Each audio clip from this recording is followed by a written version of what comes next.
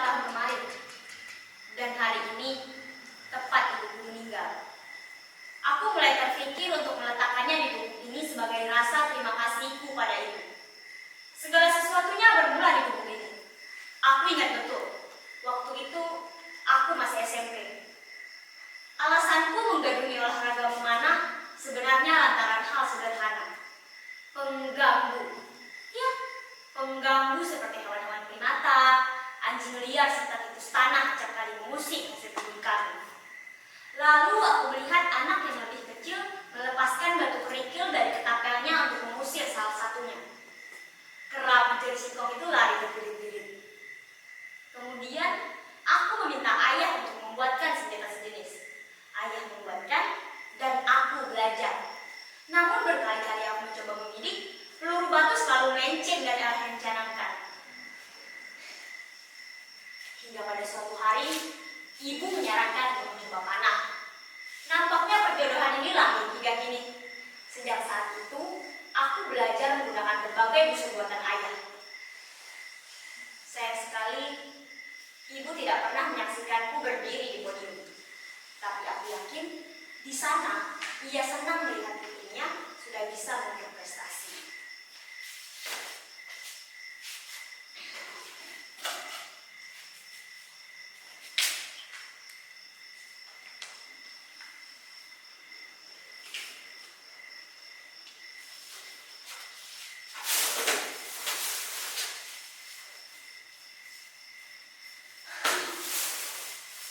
Ya, tentunya ada lika-liku panjang sebelum semuanya bisa kurangku. Aku mesti terus belajar seperti biasa sambil mencoba mendaftarkan diri pada badan yang menaungi olahraga yang aku gemari tersebut. Ya, pagi belajar, sore berkebun atau belajar memanah. Kecuali hari libur, aku dapat menyempatkan banyak waktu untuk belajar memanah di kebun. Memang semasa SMP, aku kebanyakan memiliki latihan memanah dibanding aktivitas kebun. Tapi itu anak SMP, sedang mencoba lepas dan malas. Yang penting, aku tak ingin instan dan tiba-tiba viral, tiba-tiba trending, atau jadi topik pembicaraan siswa satu sekolahan. Tidak, aku bukan orang seperti itu. Justru, aku ini seorang gadis yang sebentar lagi akan melepas dari sekolahku. Coba bayangkan, semasa kecil, aku ini amat mengidolakan Robin Hood. Ataupun Arjuna dengan busur Gandiwa dalam epos Mahabharata. Oh, alangkah epiknya jika aku menjadi mereka. Tapi aku lebih tertarik lagi pada kisah Pinang Gading yang legenda itu. Ya, Putri Pinang Gading. Mungkin karena kami sama-sama perempuan. Loh, kenapa saudara tersenyum? Senyum saudara nampaknya juga seperti seringai yang sangsi terhadap kekuatan seorang perempuan. Apa salahnya jika perempuan juga ingin punya andil seperti laki-laki? Salah. Saudara tahu, saya sudah kebal dengan kata itu. Ya, pernah ada satu orang yang menatapku semerendahkan itu. Tapi ibuku melarangku untuk membalas lantaran usiaku yang lebih muda dari beliau. Aku ini besar oleh tangan penuh doa dan tutur penuh etika. Pantang aku memerlukan ilmu bila ada yang mendekat. Aku jadi teringat apa yang biasanya ibu katakan saat hatiku sedang panas-panasnya. Nah, Andora, kecil menanam, besar memanen. Selalu jaga perhatianmu agar tak lepas dari target yang ingin kau nikmati. Meski belum terjadi, meski belum kau miliki. Memanen tidak cukup hanya dengan menitipkan bibit ke tanah tanpa kerja yang terarah. Harus kau siram, mesti kau pupuk. Jika semak, mesti kau sirami. Belum lagi cuaca dan iklim yang kurang mendukung, mesti antisipasi. Sama seperti kemarin. Ada kalanya perlu bersikap cuek, hanya saja perlu dibungkus dengan sikap yang baik pula, nah. Ya, tidak boleh menyela perkataan orang yang lebih tua seperti itu. Iya, nak ya. Padahal telak-telak Pak Najib tetanggaku itu berusaha mematahkan semangatku dengan bilang, "Mana pantas anak gadis memainkan peralatan yang seharusnya jadi peralatan laki-laki. Tidak boleh ada orang tahu." Mana bisa menahan diri. Dan aku hanya mengangguk mengiyakan apa yang ibuku katakan. Barangkali ibuku itu memang bidadari tak bersayap ya. Tandanya dunia kasih selihat biar terkadang gampang beruang-uang. Sudah 2 tahun sejak sepeninggalan ibu, aku menjadi terbiasa mengurus ibuku sendirian. Terkadang ayah menyempatkan diri di sore hari atau di libur yang terbatas. Tapi tetap saja aku yang paling sering. Tapi tangan ini tak sedikit ibu.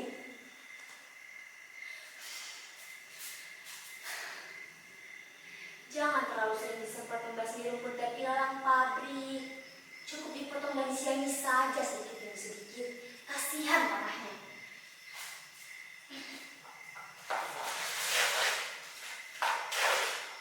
Nah, ini tanah atas, Andorra. Terdepan dalam menerima berkah paparan cahaya pagi. Kau tahu nak, banyak akan dibatang makhluk lain dalam proses suburnya tanah. Contohnya ini.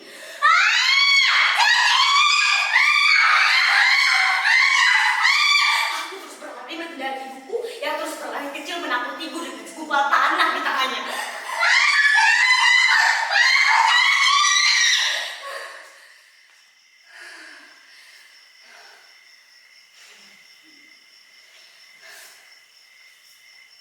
Di bulan-bulan pertama aku mengurus kebun, persaingan tak sehat mulai terjadi antara cabai-cabai dan ilalang yang menyerbu secara bergerombol.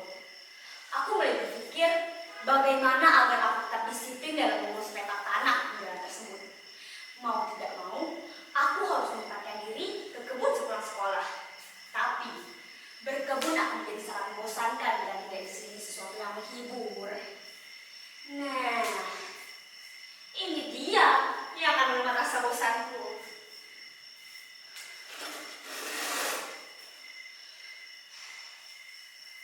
Wahai rakyat miskin, ambillah hakmu ini. Aku baru saja mengambilnya dari tangan-tangan yang masih mulus itu. Bukan soal anggapan penjahat atau pahlawan. Aku, Robin Longstride, atau yang kalian sapa dengan Robin Hood, hanya tak ingin mendengar lentingan perut kalian.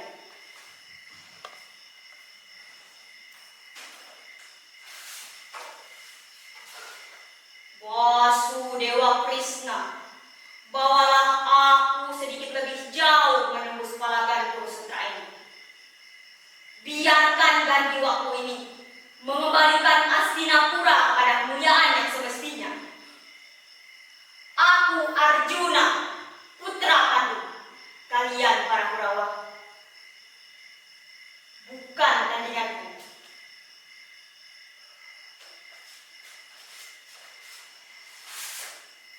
Tapi bagiku, berjuang bukan hanya tentang perang. Dan kini aku sadar bahwa musuhku yang nyata adalah diriku sendiri. Aku selalu membaca lagi kisah Pinang Gading saat aku lelah menyabuti rumput ataupun memindahkan bibit ke tanah. Sosoknya begitu mengilhami Andorra kecil yang dulunya malas, takut kotor saat memegang tanah.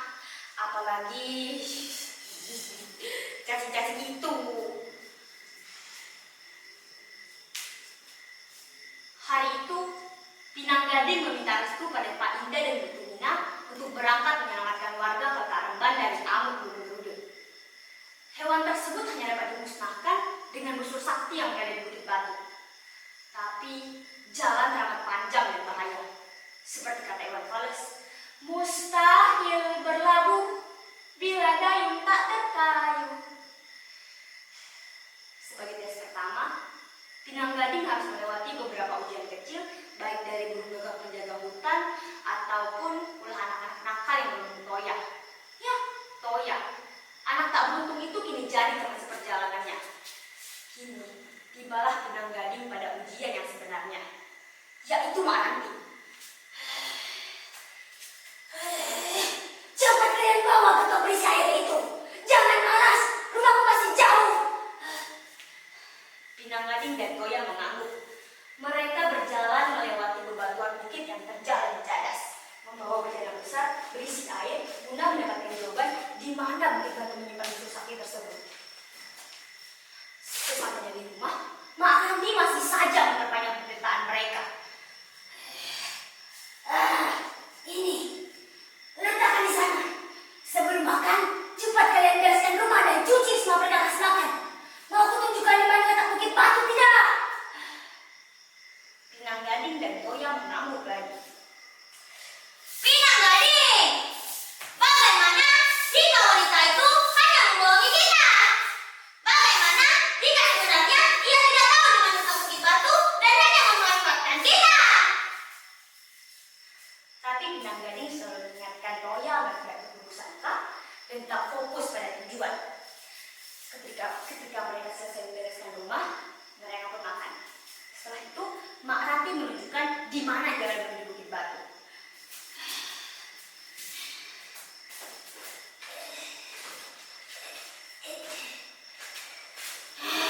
Sini kemari dan naik. Jangan kalah sama nenek-nenek. Itu, di sana. Ikuti saja jalurnya. Ikuti sampai kalian menemukan buah besar. Di sanalah ujung pencarian kalian. Angkatlah musuhmu dan musnahkan burung berulir. Setelah sekian lama Pinang Gading dan Toya mencerna rute yang disampaikan oleh Mak Ranti, sebuah keanehan pun terjadi. Di saat menoleh ke belakang, Mak Ranti yang astral lagi cerewet itu menghilang bersama dengan gurunya. Singkat cerita, sampailah Pinang Gading dan Toya di Bukit Batu dan berhasil mendapatkan busur sakti tersebut. Nah, ini bagian favoritku. Sesampainya di Kekaren, Mbak.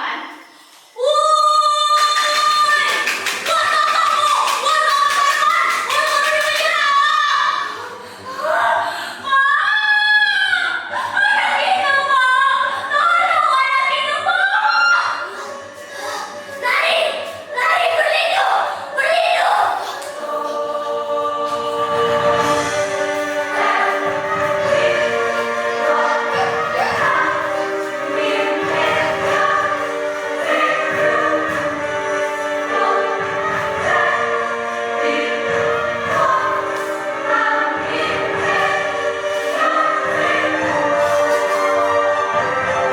Wahai penduduk, kau telah melukai warga Lanareman.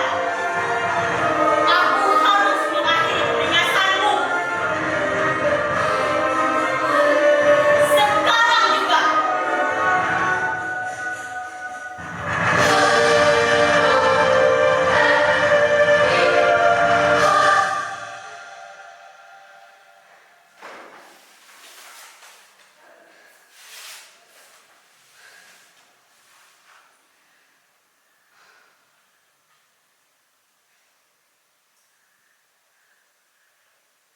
Kisah-kisah tadi terus mengilhami diriku untuk terus memacu diri.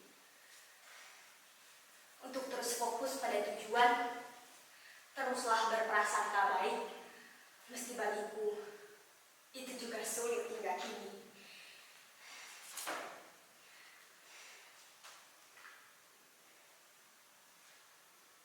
Pinang Gading. Gadis tersebut hanya lahir dari sebilah bambu. Tak sedikit pun punya pertalian darah dengan Pak Indah dan Putu Minang. Apakah